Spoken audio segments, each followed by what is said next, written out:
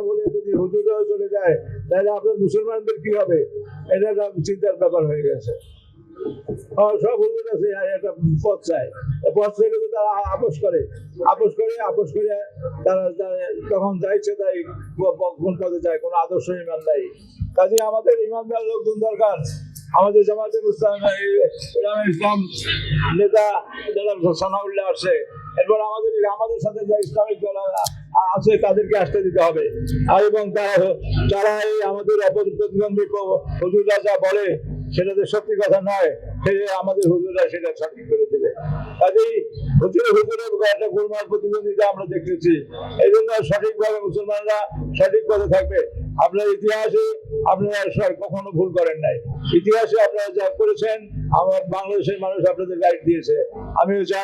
আমরাও চাই বাংলাদেশে আগামী দিনে ইসলাম মানুষ সবার কাছে ইসলাম কেবল একাকী সম্পত্তি না। জামাত ইসলাম দিয়ে তারা মানুষের মন জয় করে, বিভিন্ন কথা বলে তারা নবী রসুলের কথা বলে ভোট চায়, বিভিন্ন ভাবে বোঝায়। তো আমরা সবসময় এই জানিয়েছি এই যেরকম জানিয়েছি অনেক সময় চলছে। আওয়ামী লীগের সারা জীবনেই যখন স্বাধীনতার পরে আওয়ামী লীগ সংবিধানে সেকুলারিজম লাগিয়ে দিয়েছে।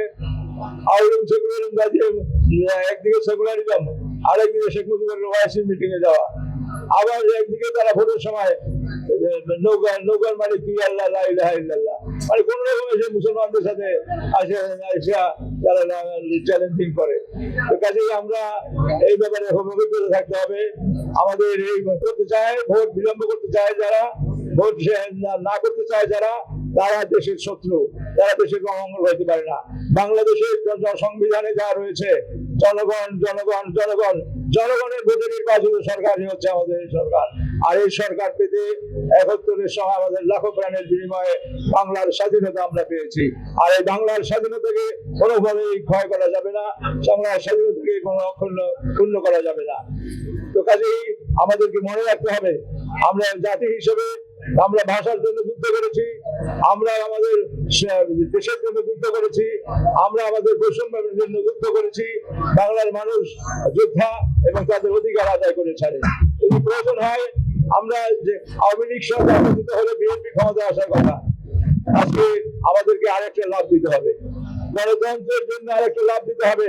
এই জন্য প্রস্তুত আছেন না আরেকটা লাভ দেওয়ার জন্য? বিপ্লবের সময় আমাদের জিয়াউর রহমান এবং সাধারণ মানুষ এক হয়ে গেছে। এখন আমরা মানুষ চাই সবাই ঐক্যবদ্ধ ভাবে আমাদের সাথে আমরা একসাথে মিলেমিশে করবো। তো কাজেই আমি বেশি বক্তব্য বাড়াবো না।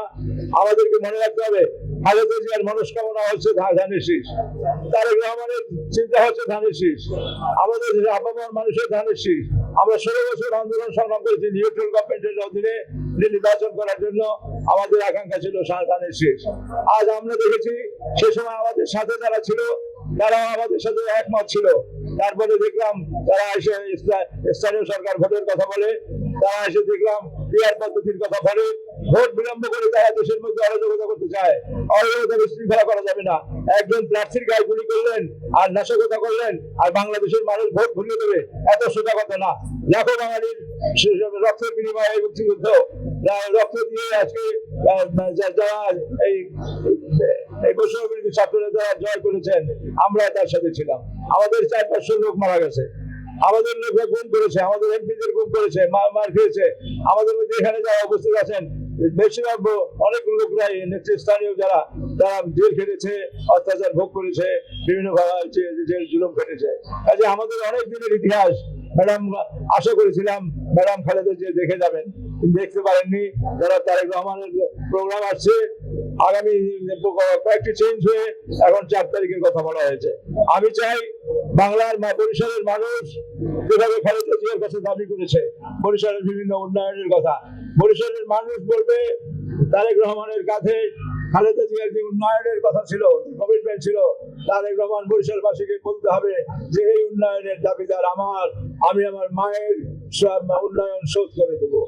এটা আমরা শুনতে চাই। বরিশালে আমাদের অনেকে নাকি শোনে, যারা উন্নয়নের সাথে আমাদের সাথে তুলনা করে, আপনারাই ভালো বলতে পারবেন বরিশালে আওয়ামী লীগ আঙুল দিয়ে দেখাতে পারে যে তারা একটা উন্নয়ন করেছে। বরিশালে তাদের শেখ হাসিনার কোনো কমিটমেন্ট ছিল কোনোদিন উন্নয়নে, তারা বরং যা বাজেটে আসছে সেসব উল্টাপাল্টা করছে, বাজেটের টাকা খেয়ে ফেলছে, বিভিন্ন জায়গায় উন্নয়ন ঠিক মতো করে নাই। ওই সিএনবি রাস্তার উপরে দেখবেন পার্ক করছে, এরকম ভাবে উল্টাপাল্টা কাজ করে টাকাটা সঠিকভাবে খরচ করে নেয়। এদের মাথায় বুদ্ধি ছিল না, এরা শুধু আত্মীয় স্বজনের নাম বিক্রি করে তারা চলতে চেয়েছে, কিন্তু সেটাও রাষ্ট্রযন্ত্রের সাথে ঝগড়া হচ্ছে। রাষ্ট্রযন্ত্রের সাথে যে কি হয়েছে তাদের ভোটের নিয়ে, সেটা আপনারা পরিষদের অবস্থা দেখলেই বলতেন যে মেয়র কুকুর কাছে কান্দাকাটি করে, কুকুর আসতে পারে না, কারণ সেটা ঐক্যবদ্ধ ছিল যে না, তারা কোনো কম্প্রোমাইজ করবে না। এবং আপনারা জানেন যে তখন ক্যাবিনেট সেক্রেটারি তাদের বলছিল যে শুধু দুর্বৃত্তায়নের রাজনীতি এই কথাটা উঠে যায়, তারা সেটাও রাজি হয় নাই। কাজে আজকে আমাদের মধ্যে একটা আছে, আমরা পৃথিবীতে অন্য কোনো জায়গায় এই ইসলাম মুসলিমদের মধ্যে বড় এই বিভক্ত বা ঐক্যবদ্ধ রাজনীতি হয় না। তারেক রহমান যে বিদেশের নির্বাচনে ছিল, তিনি এসেছেন বাংলাদেশের এই ঐতিহাসিক ঘটনা থেকে আমাদেরকে ইতিহাস রচনা করতে হবে। আমাদেরকে মনে করতে হবে বাংলাদেশের মানুষ কিন্তু সহজ সরল নয়, তারা রাজনীতি দেখতে দেখতে অনেক কিছু হয়েছে। বাংলাদেশের মানুষ যখন সিপাহী জনতা বিপ্লবের সময় কেউ তাদের ডাকতে হয় না, তারা তো বুঝতে পেরেছে খালেদ মোশাররফের মা খালেদা কি চায়, তখনই তারা ফিরে এসেছে জিয়াউর রহমানের কাছে, ফিরে এসেছে সিপাহী জনতা বিপ্লবে। আমরা দেখেছি এই আমার উপনির্বাচনের সময় যখন আমরা দেখলাম যে তারা ভোট সেন্টারের সাথে সামনে যেতে চায় না, আমরা অনেকেই হতাশাগ্রস্ত হয়ে গেছে। আমাদের অনেক নেতা ঢাকা থেকে যারা এসেছে তারা বললেন অবস্থা খারাপ, খবর আইতেছে। কিন্তু একটু পরে খবর শুনলাম যে আমাদের এই বরিশালের জনগণ তখন নৌকা লাগিয়ে যে ধানের শীষে হয়েছে না, আমরা কিন্তু কেউ বলিনি। আজকেও একটি